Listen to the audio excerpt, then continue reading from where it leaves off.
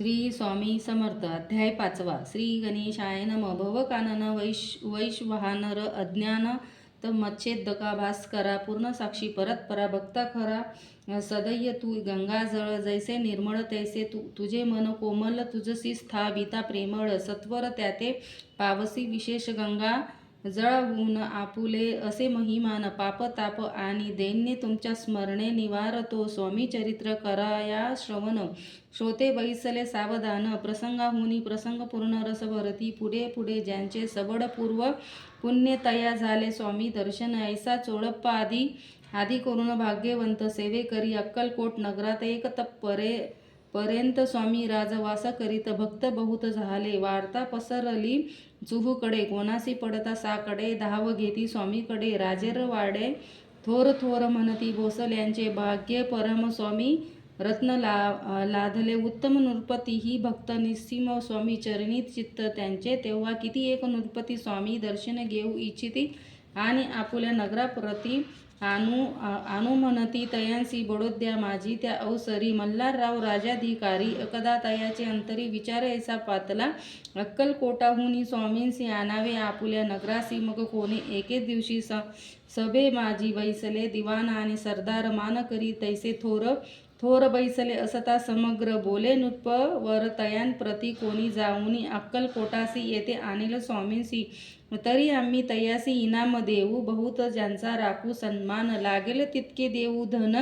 ही वटपुरी वैकुंठ भुवन वसता स्वामी होईल कार्य जाणून कठीण कोणी न बोलती वचन कोणी एका लागूनी गोष्ट मान्य करवेना. तेव्हा तात्यासाहेब सरदार होता योग्य आणि चतुर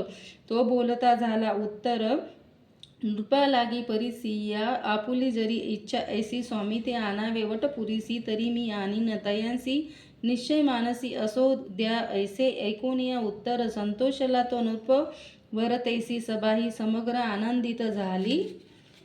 संजीविनी विद्या साधया करिता शुक्र जवळीकच जाता देवी सन्मानिले होता बहुत आनंदे करोनी नृप ती सह सकळ जने त्यापरी तात्यासी सन्मानने गौरवोनी मधुर वचने यशस्वी हो म्हणती तया बहुत धन देती नृपती सेवक दिदले सांगती जावया अक्कलकोटा प्रति आज्ञा दिली तात्यासाहेब निघाले सत्वर अक्कलकोटी आले नगर पाहुनी संतोषले जे केवळ वैकुंठ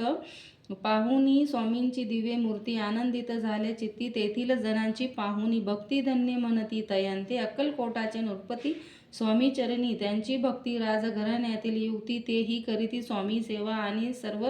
नागरिक तेही झाले स्वामी सेवक त्यात वरिष्ठ चोळप्पाधिक सेवे करी निस्सीम ऐसे पाहुनी तात्यांसी विचार पडला मानसी या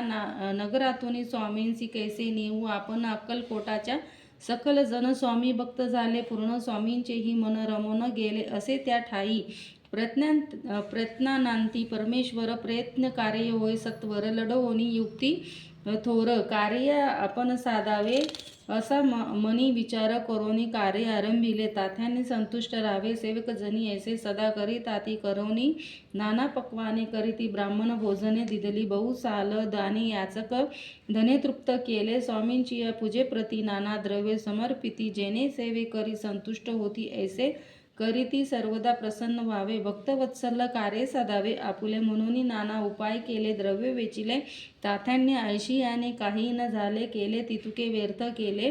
तात्या मनी खिन्न झाले विचार पडला तयांसी मग लढविली एक युक्ती एकांती गाठोनी चोळप्पा प्रती त्याज लागी विनंती करीती बुद्धिवाद सांगती तया जरी तुम्ही समर्थांची घेऊन याल बडोद्यासी मग मल्हारराव आदरेसी इनाम देतील तुम्हा ते मान राहील दरबारी आणि देतील जहागिरी ऐसी नाना प्रकारे चोळप्पासी